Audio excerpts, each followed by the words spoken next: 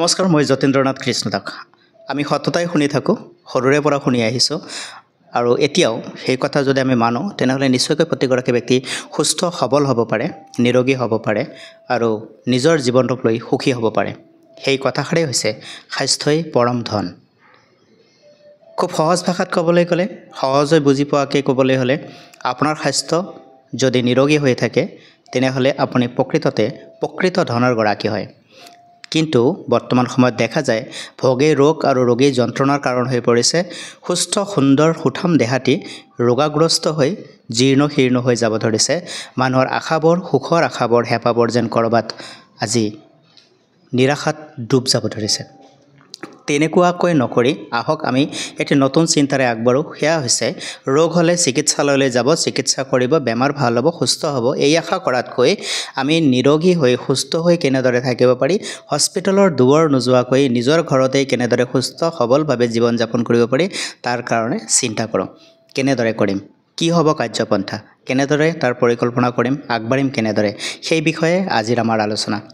নমস্কাৰ, মই যতীন্দ্ৰনাথ কৃষ্ণদাস। মোৰ লগত আজি উপস্থিত আছে এগৰাকী তেনেই বিষয়ৰ ওপৰত চিন্তা চৰ্চা কৰি নিজে এগৰাকী নিৰোগী ব্যক্তি হিচাপে বৰ্তমান সময়ত ডাঠি ক'ব পৰাকৈ বিশেষ এগৰাকী ব্যক্তি আৰু ব্যক্তিত্ব। নাম ডাক্তৰ দেৱজিৎ বৰকাকতি আৰু তেখেতৰ সৈতে আজি কথা পাতিবলৈ চেষ্টা কৰিম। চাই থাকিব ভিডিঅ'টো আগলৈ। আমি আমাৰ অতিথিৰ সৈতে চিনাকি হৈছোঁ। আমি স্বাগতম জনাইছোঁ আপোনাক আমাৰ অনুষ্ঠানটিলৈ। নমস্কাৰ। প্ৰথমতে আপোনাৰ পৰিচয়টো আপুনি সুন্দৰকৈ দিলে বেছি ভাল হ'ব। হয়, নমস্কাৰ। মই দেৱজিৎ বৰকাকতি। মই হস্পিটেল IUKDৰ CEO হয়। মই হস্পিটেলখনৰ গোটেই মেনেজমেণ্ট পাৰ্ট আৰু গোটেইখিনি ইনফ্ৰাষ্ট্ৰাকচাৰ ৰিলেটেড বস্তুবোৰ মই চাওঁ। চ' আজি তেখেত আহিলে মোৰ ওচৰত। আজি আহি পেলাই আমাৰ হস্পিটেলখনৰ কথাখিনি লৈ আমি আগবাঢ়িছিলোঁ। তাৰপিছত তেখেতে এটা সুন্দৰ ছাবজেক্ট এটাৰ কথা ক'লে যে হেল্থৰ ৰিলেটেড কথা জানিব বিচাৰিলে। যে যিহেতু আমি এটা চবেই জানো যে হেল্থ ইজ ৱেল্থ, কিন্তু হেল্থ ইজ ৱেল্থ মিনছ আমাৰ ডক্টৰ অৰূপ কুমাৰ নাথ তেখেতৰ এটা আইডিঅ'লজি আছিল। তেখেতে সদায় কয় যে health is the only wealth. So' মই যোৱা বছৰলৈকে একচুৱেলি মোৰ আপোনালোকক অলপ ব্ৰিফ কৰি দিওঁ মোৰ কথাখিনি। মই লাষ্ট ইয়াৰলৈকে মোৰ ধৰক মই হেল্থ ৰিলেটেড বস্তুবোৰ বহুতবাৰ মানুহবোৰৰ পৰা কয় যে জিম যাব লাগে, য়োগা কৰিব লাগে, ধৰক এক্সাৰচাইজ সদায় কৰিব লাগে। চ' মোৰ জেনেৰেলি সেইটো উদ্দেশ্যত নাছিলে, জেনেৰেলি মোৰ নিজৰ লাইফষ্টাইলটো তেনেকুৱা নাছিলে। মই অলম'ষ্ট 80+ মানে ওজনত মানে মই আছিলোঁ আৰু বিভিন্ন খোৱা বস্তুবোৰ মোৰ কোনো বাদ বিচাৰ নাছিলে। বাহিৰৰ ফুডবোৰ বেছিকৈ খাইছিলোঁ। ধৰি লওক মিঠা বস্তুটো মই এৰিব নোৱাৰোঁ। চ' এনি টাইম মিঠা ৰিলেটেড বস্তুবোৰ মই সদায় গ্ৰহণ কৰিছিলোঁ। এতিয়া তাৰপিছত যেতিয়া মই ধৰি লওক বছৰে মই নিজৰ দেহাটোৰ কাৰণে এনে এটা পৰীক্ষা এটা কৰোঁ আৰু যিহেতু এইটো হেল্থৰ কাৰণে সদায় ভাবি, যদিও মনত ভাৱ থাকে বা তথাপিও মানে এবাৰ ঘৰৰ পৰাও কৈ থাকে যে হেল্থটোৰ কাৰণে এবাৰ দৰকাৰ। চ' এনুৱেল হেল্থ চেকআপ এটা কৰিব লাগে।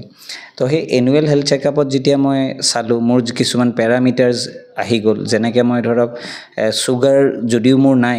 মই ৰেঞ্জত আহি গৈছিলোঁ, প্ৰি ডায়েবেটিক ৰেঞ্জত আহি গৈছিলোঁ। তাৰপিছত মোৰ থাইৰয়ডৰ একো ইছ্যুজ বুলি নাভাবোঁ, কিন্তু তাত দেখিছোঁ থাইৰয়ডৰো মোৰ লেভেলবোৰ এটা ওপৰত এটা তলত এনেকুৱা ধৰণৰ কিছুমান পেৰামিটাৰ্ছবোৰ চেঞ্জ হৈছিল। তাৰপিছত নিজেই ভাবিলোঁ যে জীৱনত যদি ধৰি লওক এইটো গতিৰে গৈ থাকিম তেতিয়াহ'লে এদিন আমাৰ দিনবোৰ তেনেই চমু চাপিব আৰু হস্পিটেলৰ বিচনাখনে মোক বিচাৰিব সোনকালে। চ' মই নিজেই ভাবিছোঁ যে যদিও মই মানুহৰতো লিখনিটো চবেই লিখি থোৱাই থাকে যে আমি এদিন এটা সময়ত যাবই লাগিব, কিন্তু সেই যোৱাৰ সময়খিনিক যাতে ডিলে কৰিব পাৰোঁ কেইদিনমানলৈকে, চ' সেইকাৰণে বঢ়াই ল'ব পাৰোঁ। ভগৱানক যে সেইটোৱে ৰিকুৱেষ্ট কৰিব বিচাৰিছোঁ যে মই এসপ্তাহ যদি মই আৰু ডিলে কৰি ল'ব পাৰোঁ বা 10 দিন যদি মই আৰু ডিলে কৰি ল'ব পাৰোঁ, সেই উদ্দেশ্যৰে ভাবি পেলাই যে মোৰ লাইফষ্টাইলটো অলপ চেঞ্জ কৰোঁ বুলি ভাবিছিলোঁ। মই তেতিয়া ভাবা নাছিলোঁ যে কিবা চেঞ্জ হ'ব বা কিবা নহ'ব, কিন্তু মই যেতিয়া প্ৰি ডায়েবেটিকৰ যেতিয়া দেখিলোঁ অলপ চিন্তা কৰিছোঁ, যিহেতু এইটো লাইনৰ মানে বেমাৰৰ পৰা অলপ আঁতৰিব বিচাৰিছিলোঁ। চ' তেতিয়াই মোৰ এটা প্লেন আউট প্ৰগ্ৰেম কিছুমান কৰিলোঁ যে মই ধৰি লওক মিঠা বস্তুখিনি এটলিষ্ট মই 3 মাহ মই এটা নিজক কণ্ট্ৰল কৰোঁ। প্ৰথম ষ্টেপটো মই সেইটো ভাবিছিলোঁ যে 3 মান্থছ মই আপোনাৰ কোনো মিঠা মই গ্ৰহণ নকৰোঁ। আপুনি মিঠা বস্তুটোক প্ৰথমতে কিয় চিলেকশ্যন কৰিলে? তাৰমানে কি হ'ল, মই বিশেষকৈ খুব এটা জ্বলা খাব নোৱাৰোঁ একচুৱেলি। এইটো মানুহে হাঁহিব পাৰে, কিন্তু একচুৱেলি মই জ্বলা খাব নোৱাৰোঁ। চ' তাৰ কাৰণে কি হয় কি মই মিঠাটোক মানে মেইন অবজেক্টিভছ ল'লোঁ। আৰু সৰুৰ পৰাই ধৰি লওক এইবোৰ দৈ, ধৰি লওক এনেকুৱা পায়স ঘৰত মাহঁতে সদায় এইবোৰে বনাই থাকিছিলে। চ' সেইবোৰ বস্তুৱে মই খাই খুব ভাল পাওঁ। চ' এনি ফৰ্ম অফ মিল্ক প্ৰডাক্টছবোৰ মই বিৰাট ভাল পাইছিলোঁ। চ' সেইকাৰণে সেইটো খাওঁতে খাওঁতে মোৰ এটা এডিকশ্যন হৈ গৈছিলে। মানুহে যে মোৰ বেলেগ কোনো নিচাযুক্ত বস্তুৰ মোৰ কোনো নিচা নাই, কিন্তু মোৰ চুইটটোৱে মোৰ নিচা, এনেকুৱা ধৰণৰ হৈছিলে। ত' মানে ধৰি লওক ৰাতি শোৱাৰ আগতো পাৰিলে এটা কেডবেৰিজ এটা খাই শুওঁ নেকি। ত' এনেকুৱা ধৰণৰ মানে টেণ্ডেঞ্চিবোৰ আহি গৈছিলে। এই যে মিঠা বস্তু আজি অধিকাংশ লোকেই এভইড কৰি চলিছে। মিঠা যেন এতিয়া ভয় লগা এটা খাদ্য বস্তু হৈ পৰিছে। তেনে ক্ষেত্ৰত মিঠা বস্তু খালে, গ্ৰহণ কৰিলে কি ধৰণৰ অপকাৰ হ'ব পাৰে, আপুনি কি অনুভৱ কৰিছে? তাৰমানে চাওক, মিঠা দি আমি মানুহৰ জীৱনৰ লংজিভিটিটো বঢ়াব নোৱাৰোঁ, সেইটো চমুহে কৰিব পাৰিম। আজি যদি মই এটা কওঁ, মোৰ ঘৰতো মোৰ দেউতাৰ ডায়েবেটিক হয়, কিন্তু অন ডায়েটত তেওঁ কণ্ট্ৰলত আছে। চ' ওৱান্স যদি মই এবাৰ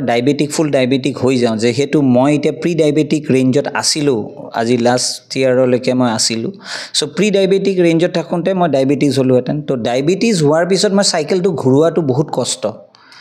চ' এই ডায়েবেটিছ হ'লে ধৰক আজি যদি মোৰ কিবা এটা বেমাৰো হয়, বেমাৰৰ পৰা যিবোৰ মেডিচিনছ মই খাব লাগিব, বা মোৰ যদি এটা ধৰক এটা কাট হ'ল, মোৰ ধৰি লওক কোনোবা এটা জেগাত জখম হ'ল, সেই জখমটো হিল হ'বৰ কাৰণেও ডায়েবেটিছে সেইটো বস্তু প্ৰলং কৰিব, অলপ দীঘলীয়া কৰিব। চ' এই বস্তুবোৰ আৰু চব ঔষধে চব টাইমত আপোনাক কামটো নিদিব যদি এটা বেমাৰ অলৰেডি আহিছে। আৰু ডায়েবেটিছ বস্তুটো এটা বিৰাট ধৰণৰ বস্তু, যিটো বস্তুত মানে এতিয়া আপুনি নিজকে কেনেকৈ কওক যে মেডিচিন খাব লাগিব, ইনচুলিন ল'ব লাগিব, ধৰি লওক আপুনি কিবা এক্সাৰচাইজ থাকিব লাগিব, বহুত বিভিন্ন কথা আছে। চ' এইবোৰকে ভাবি মই ভাবিছিলোঁ যে মই নিজৰ জীৱনৰ এটা লক্ষ্যটো এটলিষ্ট এটা ডিচিপ্লিন ৱে এটা হোৱাটো বিচাৰিছিলোঁ, যিটো মই ইনডিচিপ্লিন আছিলোঁ ফুড হেবিটছত বিশেষকৈ। চ' তাৰপিছত মোৰ প্ৰথম ষ্টেপটো ল'লোঁ যে মই সদায় অলপ ফৰ্মছ অফ যে মই মিঠাটো প্ৰথম ষ্টেপ লৈছোঁ যে মিঠাটো মই নাখাম 3 মাহ। তাৰপিছত মই ভাবিছিলোঁ যদি মোৰ মিঠাত ষ্টিল নহয়, তেতিয়া মই কি কৰিম ভাবা নাছিলোঁ। মই ভাবিছোঁ তেতিয়াহ'লে আৰু ভগৱানে বিচৰা নাই মোৰ হেৰিটোত, মই ভাবিছোঁ মই যি কৰিম আৰু তেতিয়া ভগৱানে জানিব, সেনেকৈ ভাবি এটা বিশ্বাস হৈছিলে। সেইটো এৰাৰ পিছত এতিয়া আপুনি কি অনুভৱ কৰে? এতিয়া মোৰ এৰাৰ পিছত মোৰ লাইফটো চেঞ্জ হৈ গৈছে। এতিয়া মই ধৰি লওক মই 3 মাহৰ চাইকেলটোত যেতিয়া মই এবাৰ চেক কৰিলোঁ, চেক কৰাৰ পিছত মোৰ প্ৰি ডায়েবেটিকটো নন ডায়েবেটিকত আহি গ'ল, মোৰ থাইৰয়ডৰ যি ইছ্যু আছিল একো নাই। এই 3 মাহ চোৱাৰ পৰা আজিলৈকে মই এটাই কৰিলোঁ যে মোৰ 80ৰ ওপৰ 81 মান হৈ গৈছিলে প্ৰিচাইজলি। চ' মোৰ নাও এতিয়া ৱেইট হৈছে 68 kg। কেনেদৰে কমিল? চ' এই কেনেদৰে কমাটোত মই নিজেই এটা ষ্টেপ লৈছিলোঁ যে মই লাহে লাহে মানে খোজকাঢ়িব আৰম্ভ কৰিছিলোঁ। প্ৰথম অৱস্থাত মানুহে কয় যে জিমত গৈ বডি বিল্ডিং কৰিলেহে মানুহে ক্ষীণাব, বা মই একো নাখাই ক্ষীণাব। মই খালি এটাই কৰিছিলোঁ যে মই ফুড হেবিটছটোত ৰাইচটো কণ্ট্ৰল কৰিছিলোঁ ৰাতি। দিনত ধৰি লওক মই অলপ ফ্ৰুটছ আপোনাৰ বুট মগু এইবোৰ ধৰণৰ বস্তু খাইছিলোঁ, আৰু ৰাতি আপোনাৰ ৰুটি ধৰক এখন হ'লেও খালোঁ, বা অ'টছ থাকিলে এনেকুৱা ধৰণৰ বিভিন্ন বস্তু যোনে যে আমি খালেই যে আমাৰ পেটটো নাখালে, আমাৰ অসমীয়া মানুহৰ এটা এনেকুৱা ধাৰণা যে ভাতটো নাখালে কেনেকৈ থাকিম, কিন্তু সেনেকুৱা ভাত নোখোৱাকৈও বহুত বস্তু আছে যোনে আমাক স্বাস্থ্যটো ঠিকে ৰাখিব পাৰে। তো মই সেই হেবিটছটো চেঞ্জ কৰিছিলোঁ প্ৰথম। ছেকেণ্ড হ'ল কি, মই প্ৰথমতে লাহে লাহে যিহেতু ওজন বেছি আছিল, মই খোজকাঢ়িব লৈছিলোঁ। তো খোজ কাঢ়োঁতে মোৰ এনেকুৱা হৈ গ'ল, সদায় যেতিয়া এটা বস্তু ৰিপিট কৰি থাকে সেইটো সদায় ইজি হৈ গৈ থাকে। যদি আমি একেটা বস্তুকে ডেইলি কৰি থাকোঁ, সেইটো বস্তু সদায় মানুহৰ এটা সেইটোত এডজাষ্ট হৈ যায়। যিহেতু মই খোৱাটো অলপ চাইছিলোঁ নিজে, আৰু খোজটো কাঢ়িব লৈছিলোঁ, তাৰপিছত লাহে লাহে মোৰ অলপ দৌৰিবলৈ মন গ'ল। তো এই দৌৰিবলৈ মন যোৱাটোৰ পাছত মোৰ ইমানেই ক্ৰেজ হ'ল, মই মানে এতিয়া ধৰক নদৌৰিলে মোৰ কিবা এটা মনটো ভাল নালাগে ৰাতিপুৱা উঠি। তো মোৰ ৰাতিপুৱা উঠাৰ সময়খিনি মোৰ আগতে ৰাতি আগতে মই 12টা-1টাত শুওঁ, ৰাতিপুৱা মই ধৰি লওক 7টা-8টাত উঠোঁ, এনেকুৱা ধৰণৰ শ্বিডিউল আছিলে। এতিয়া মই মৰ্ণিং সদায় 5:30ত উঠোঁ। শুওঁ আপোনাৰ ধৰি লওক এৰাউণ্ড 10:30ৰ পাছত মই বিচনাত থাকোঁ। আমাৰ যিটো জেনেৰেলি নৰ্মেলি কোৱা যায় যে এডাল্ট ষ্টেজত মানুহে বিভিন্ন ধৰণৰ এক্সাৰচাইজত জড়িত হৈ থাকে। তেওঁলোকৰ এটা এম্বিশ্যনছ থাকে বা এটা এইম থাকে যে কোনোবাই ডিফেন্সত যাব, কোনোবাই আদাৰ আদাৰ্ছ জব তেওঁলোকে যাতে পায় তাৰ কাৰণে তেওঁলোকে চেষ্টা কৰে আপুনি সেই সময়ত এইটো কাম কৰা নাই আৰু আজি বৰ্তমান এনেকুৱা এটা এজত আপুনি কৰিছে অৰ্থাৎ ক'বলৈ গ'লে এটা মিডিল এজত আপুনি সেই কামটো কৰিছে আপোনাৰ কাৰণে সেইটো কিমান প্ৰত্যাহ্বানজনক মই আজি এইটো বস্তুত নিজকে বহুত প্ৰাউড ফিল কৰিছোঁ যে মই আজি যিটো বস্তু ভাবা নাছিলোঁ যে মই এনেকুৱা এটা পৰ্যায় আহি পাম য'ত যে মই বৰ্তমান আজি যেনেকুৱা মই ফিল কৰি আছোঁ আপোনালোকৰ লগত এতিয়া মই কথা পাতি আছোঁ মই নিজকে বিৰাট মানে সেই মোমেণ্টটোত যে মই কণ্ট্ৰল কৰিব পাৰিলোঁ চ' সেইকাৰণে মই মানুহক এইটো আহ্বান জনাব পাৰিম যে মানুহে যদি নিজৰ ডেডিকেশ্যনছ থাকে আৰু যদি ছিনচিয়াৰ হয় নিজৰ প্ৰতি তেতিয়াহ'লে এনিথিং ইজ পচিবল তো মই যিহেতু মোৰ নিজৰ অভাৰৱেট প্লাছ মোৰ বেমাৰৰ যিটো লক্ষ্য দিছিলে সেই লক্ষ্যটো মই মানে কেনেকৈ মই এইটো অভাৰকাম কৰিব পাৰিম এইটো সেইখিনি সময়ত ভবা নাছিলোঁ বাট মই নিজক বিৰাট ডেডিকেটেড এণ্ড চিৰিয়াছলি লৈছিলোঁ বস্তুটো তো মই ৰিলিজিয়াছলি বস্তুখিনি এটা টাইম ফ্ৰেম লৈছিলোঁ নিজক মই আজি ধৰি লওক সেইকাৰণে মই এতিয়া মেৰাথন দৌৰিব পৰা হ'লোঁ মই আপুনি মেৰাথন ৰেচ কৰিছে হয় মই মেৰাথন ৰেচ কৰিছোঁ গুৱাহাটীটো মাজতে ফেব্ৰুৱাৰীত এটা ৰেচ হৈছিলে 10 কিলোমিটাৰ যোনদিনাখন মই 10 কিলোমিটাৰ দৌৰিবৰ কাৰণে মই পাৰিলোঁ এতিয়া মই নেক্সট ষ্টেপ লৈছিলোঁ মই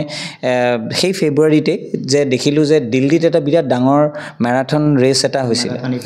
ইভেণ্ট এইটো 10th এডিশ্যনৰ এটা এপ'ল' টায়াৰ্ছে পাতিছিলে চ' তাৰ কাৰণে মই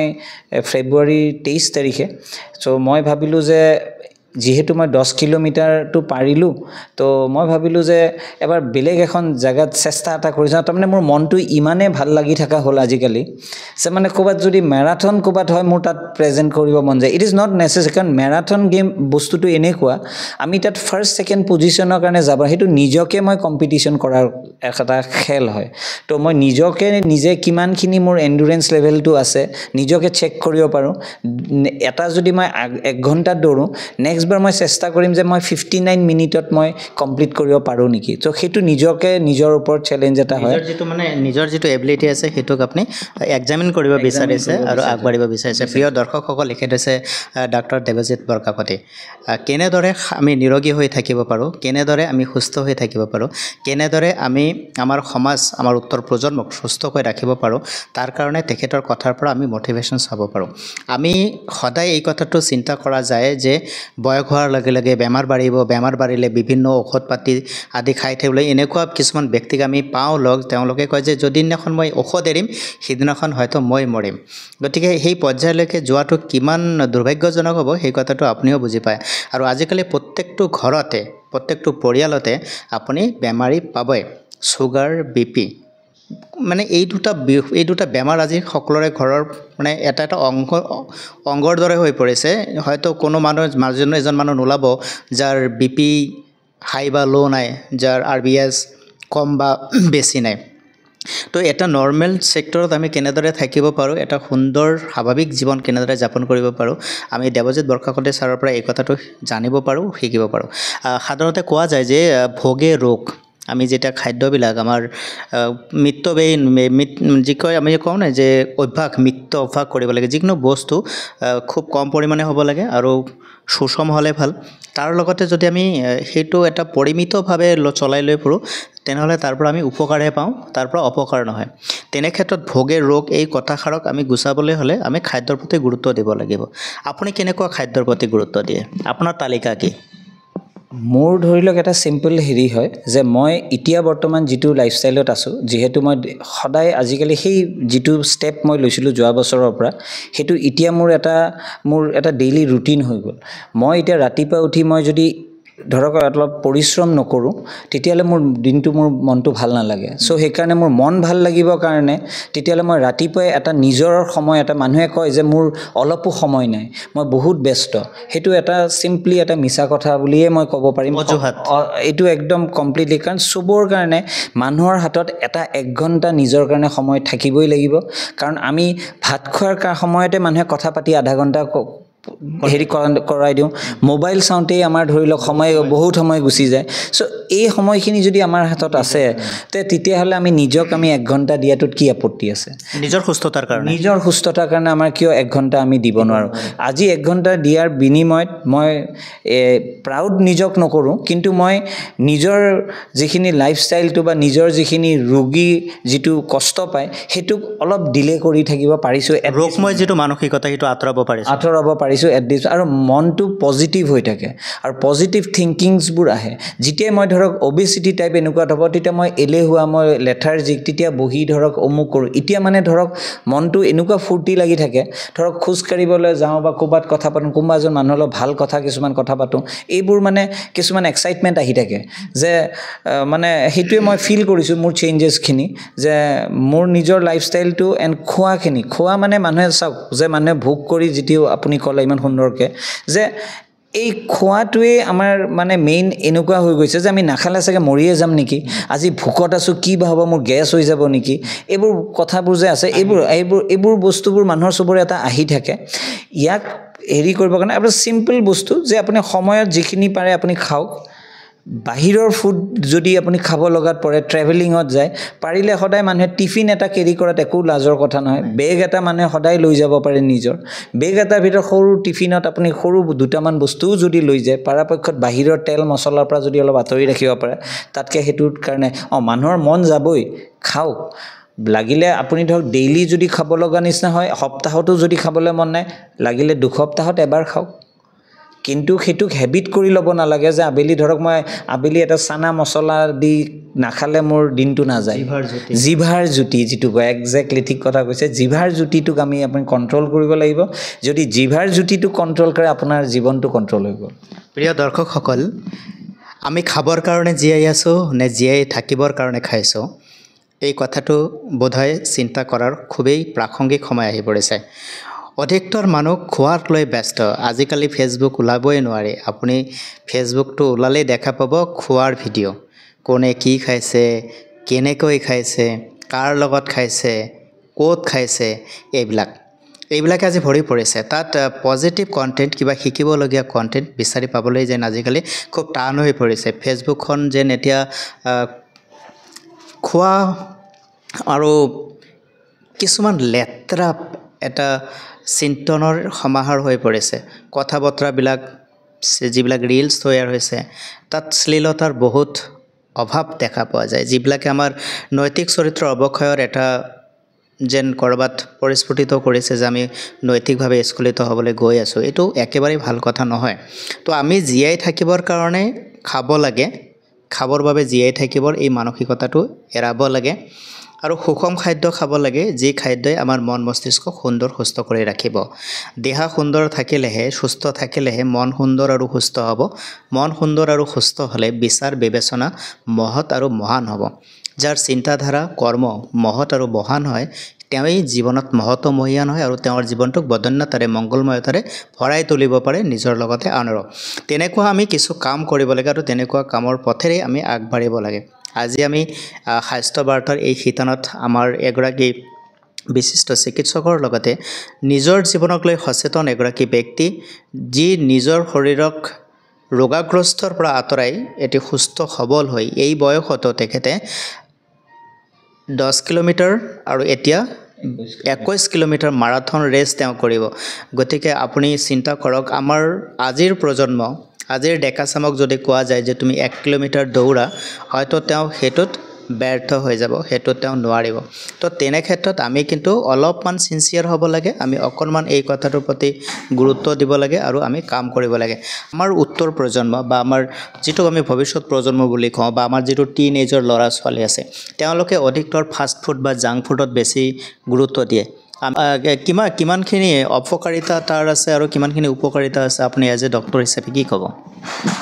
হয় মানে এনে বাহিৰৰ ফুড হিচাপত যিবোৰ জাংক ফুড বুলি কয় সো সেইটো পুৰা আজিকালি যিবোৰ নতুন উঠি অহা ল'ৰা ছোৱালীবোৰে তেওঁলোকৰ ম'ম' বাৰ্গাৰ ৰোল এইসব বস্তু তেওঁলোকৰ কাৰণে এটা ডে ইন ডে আউটৰ খোৱাৰ হেৰি এটা থাকে হেভি ৰুটিন এটা থাকে ৰুটিন মেগী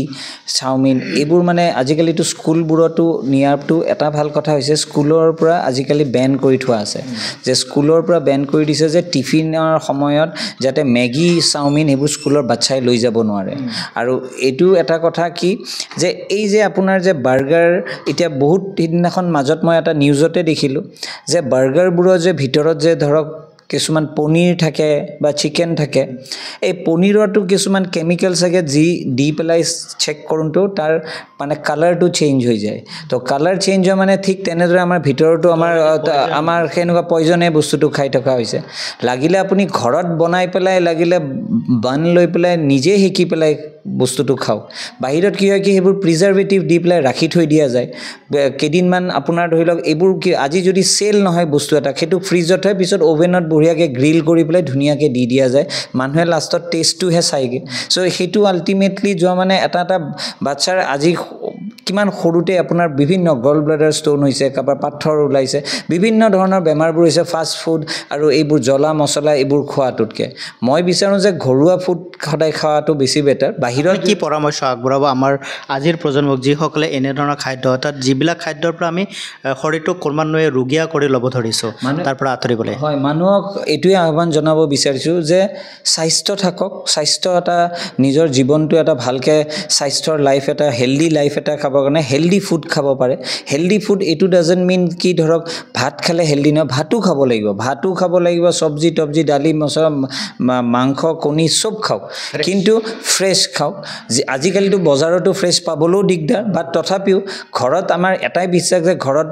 বনাই দিলে মাহঁতে যেতিয়া বনাই দিব বা যেতিয়া ঘৰৰ মানুহে যেতিয়া বনাই দিব তেতিয়া বনাই দিলে ডেফিনেটলি আমি বহুতখিনি কণ্ট্ৰলত থাকিম কাৰণ তেলটো আমি ভালকৈ ল'ম মেইন হ'ল তেলটোৱে আচল বস্তু তো তেলৰ পৰা যেতিয়া বিভিন্ন বেছি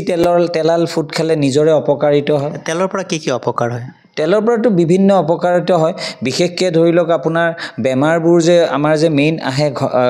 শৰীৰত ধৰি লওক এতিয়া আপোনাৰ কলেষ্ট্ৰল আপোনাৰ হ'ল এতিয়া যদি আমি যে কওঁ যে আমি অবেচিটি কিয় আমি বেছি আহিছোঁ এতিয়া ধৰি লওক বইল ফুড মানুহে খাবলৈ বিচাৰে যে মানে হেৰিটো নাখাওঁ তো মেইন হ'ল তেলেদি বিভিন্ন মানুহৰ ভিতৰৰ ছিষ্টেমে আপোনাৰ তেলেদি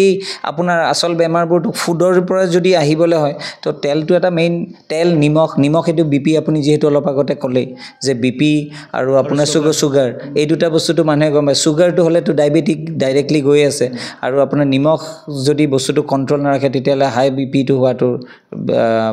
নিশ্চয় মানে একদম কনফাৰ্মডে আৰু যে মানে সেইটো বস্তু থাকিবই আৰু বাকী আৰু মানুহৰ হেল্ডি হেবিটৰ কাৰণে এক্সাৰচাইজ দৰকাৰ য়োগা কৰিলে য়োগা কৰক চাইকেল কৰিলে চাইকেল দৌৰা কৰিলে দৌৰা যি খেলা ধৰা এটা স্পৰ্ট এটা থাকিব লাগে যদিও স্পৰ্ট একো নকৰে এটলিষ্ট আধা ঘণ্টা হ'লেও খোজকঢ়াটো দৰকাৰ যদি এটা হেল্ডি লাইফ তৈয়াৰ কৰিবলৈ যায় কোনোবাই যদি বিচাৰে তেনেহ'লে তেওঁৰ ডেইলি ৰুটিনটো কেনেকুৱা হ'ব লাগে কি পৰামৰ্শ দিব ডেইলি পৰামৰ্শত কি আপুনি ধৰক ৰাতিপুৱা উঠি গৰম পানী খোৱাটো মই বিচাৰোঁ যিটো মই খাওঁ গৰম পানী খাই পেলাই ধৰি লওক অলপ খোজ কাঢ়িবলৈ এক্সাৰচাইজ যিটো কওঁ কৰাৰ পাছত আকৌ যিটো ফুড খাম সেইটো ৰাতিপুৱাই উঠি পেলাই যদি ধৰক আমি চব্জি তব্জি লুচি চব্জি এইবোৰ তেলাল বস্তুবোৰ আমি অলপ এভইড কৰিব পাৰোঁ যদি সেইখিনিকে আমি ধৰি লওক খাওক ৰুটিৰ লগত আপোনাৰ ভাজিও খাওক কোনো কথা নাই দালিও খাওক কিন্তু তাত তেল পৰিমাণটো কমকৈ খাওক ঘৰৰ মছলাখিনি এটলিষ্ট ব্যৱহাৰ কৰক ৰঙা কালাৰ দিয়া মছলাবোৰ দিব নালাগে চ' সেনেকৈ খাওক ভাত খাওক ফূৰ্তিত থাকক প্লাছ এটাই হেৰি কি যে আজিকালি আপুনি যিহেতু অলপ আগতে ক'লে যে ফেচবুক ৰীল এইবোৰত থাকে সেইবোৰত আপোনাৰ মানুহৰ এট্ৰেকশ্যন এনেই গুচি যায় কেক বনোৱা দেখুৱাব কোনোবাই অমুক মছলাটো দেখুৱাব অমুকত ফুৰিব গৈ অমুকখিনি ফটো মাৰি মছলা নিদিলে খাদ্যৰ টেষ্টে নহয় আৰু কোনোবাই আচলতে এইটো এটা ফেচবুকৰ দুটাই পজিটিভ মই মানে নিগেটিভ পজিটিভ দুইটা আছে পজিটিভ হ'ল কি আমি বহুত নিউজবোৰ আপডেটেড হৈ থাকিব পাৰোঁ নিগেটিভ হ'ল কি মানুহ কেৰিড এৱে সোনকালে হয় আজিকালি প্ৰজন্মৰ মানুহবোৰে সোনকালে কেৰিড এৱে হয় যেনেকৈ আপুনি ক'লে যে মই এটা বস্তু মানুহে ধৰক আজি মই অমুকৰ জেগাত অমুকে খাইছে অমুক হোটেলখনৰ এটা ৰীল বনাই দিলে কোনোবাই ক'ব যে আজি অমুক জেগাত মই গ'লোঁ এইটো এটা ফটো সিহঁতি চেলফি মাৰি ফটো আপডেট দিছে আমিও সেইটোত জেগাত যাই পেলাই চেলফি মাৰিবলৈ সেইটো ফুড আমিও খাব লাগিব সেনেকুৱা ধৰণৰ বস্তু তো এনেকেই মানুহবোৰৰ ক্ৰেজবোৰ বাঢ়ে নিচাযুক্তবোৰ এনেকেই আৰম্ভ হয় কোনোবাই দেখাব এইবোৰ ধৰক বিভিন্ন নিচা কৰা সেইবোৰো ভিডিঅ' আজিকালি আহিব লগাত হৈছে চ' এই বস্তুবোৰো সেইকাৰণে সেইটো এটা নিগেটিভ ইম্পেক্ট বাচ্চাবোৰৰ কাৰণে সেইটো এটা নিগেটিভ কাৰণ সেইবোৰে দেখিয়েতো মানুহ আল্টিমেটলি আজি শিকিব সেনেকুৱা ধৰণৰ বস্তু সেইকাৰণে কিছুমান বস্তু চাগে ফেচবুকৰো কিছুমান ৰুলছ এণ্ড ৰেগুলেশ্যনছবোৰ অলপ ভাল হৈ থকাটোৱে বিচাৰিম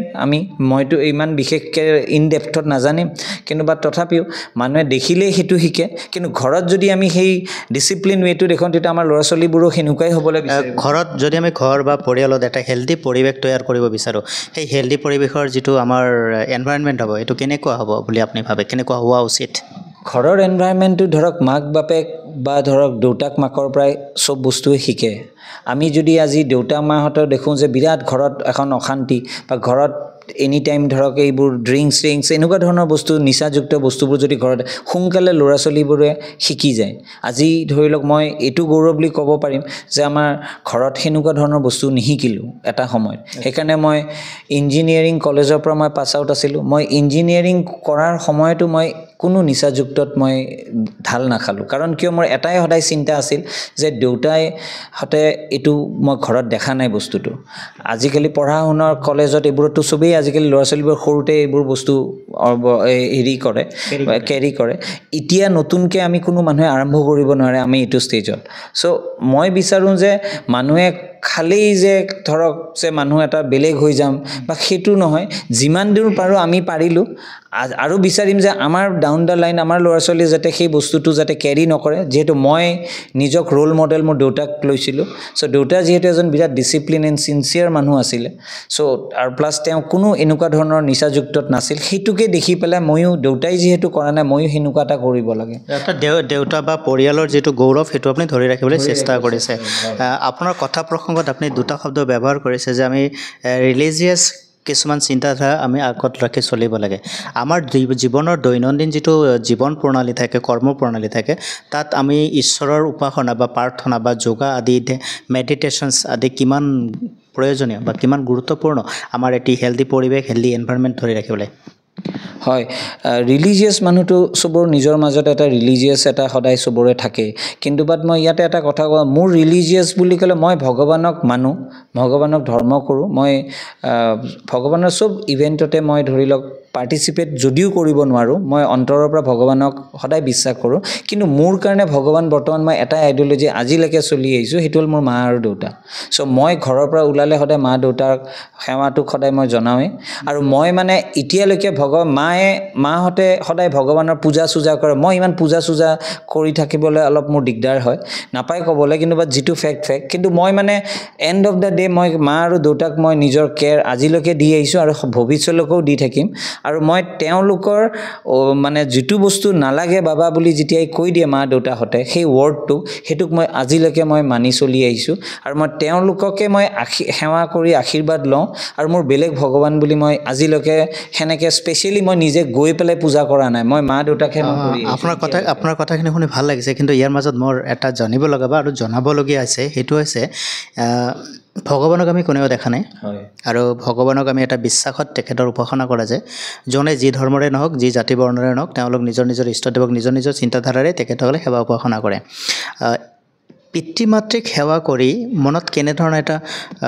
অনুভৱ আহে যদি সিটো আপুনি অলপমান স্পষ্টকৈ কৈ দিয়ে হয়তো পিতৃ মাতৃক সেৱা নকৰা বা জ্যেষ্ঠজনক সেৱা নকৰা বৰ্তমান এটা ট্ৰেডিশ্যন আহি যোৱা ধৰণ হৈছে যিহেতুকে ল'ৰা ছোৱালীবিলাকক ইংৰাজী মিডিয়ামত দিয়া গৈছে ইংলিছ মিডিয়াম স্কুলবিলাকৰ এটা নিৰ্দিষ্ট কালচাৰ তেওঁলোকৰ এটা গঢ়ি তুলিছে য'ত তেওঁলোকে হাই হেল্ল' এনেকৈ চিৰিটোও নাই নমস্কাৰো নাই গতিকে হাই হেল্ল' দি কথা আৰম্ভ হয় আৰু কথাটো কোনফালে ক'ৰবাৰ ক'লৈকে যায় সেই বস্তুটো হয়তো আপুনিও ভালদৰে গম পায় তো আমাৰ প্ৰজন্মক যিটো আমি কওঁ যে ঘৰৰ পৰাই সংস্কাৰ আমি শিকি আহিব লাগে যি সংস্কাৰে এগৰাকী ব্যক্তিৰ ব্যক্তিত্বক উজ্বলাই তুলিবৰ কাৰণে সহজ কৰি তোলে তেনেক্ষেত্ৰত এই পিতৃ মাতৃক উৎসৱ পাৰ্বণে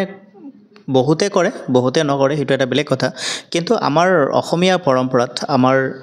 গুৰুজনে দি যোৱা বা আমি যি হিন্দুত্ববাদী বা সনাতন যি আদৰ্শত আমি আছোঁ সেই আদৰ্শত সেই বস্তুটো আমি পাওঁ বা গুৰুকুল পৰম্পৰাৰ পৰা সেই বস্তুটো আহি আছে কিন্তু যেতিয়া আমি পশ্চিমীয়া ধ্যান ধাৰণাৰে আগবাঢ়িবলৈ আৰম্ভ কৰিলোঁ তেতিয়াই কিন্তু আমাৰ কিছু বস্তু আমাৰ পৰা আঁতৰি যোৱাৰ দৰে হ'ল আৰু বহুত ইতিমধ্যে আঁতৰিও গৈছে প্ৰজন্মক আপুনি এতিয়া তেনেধৰণৰ ক'বলৈ হ'লে তেওঁলোকে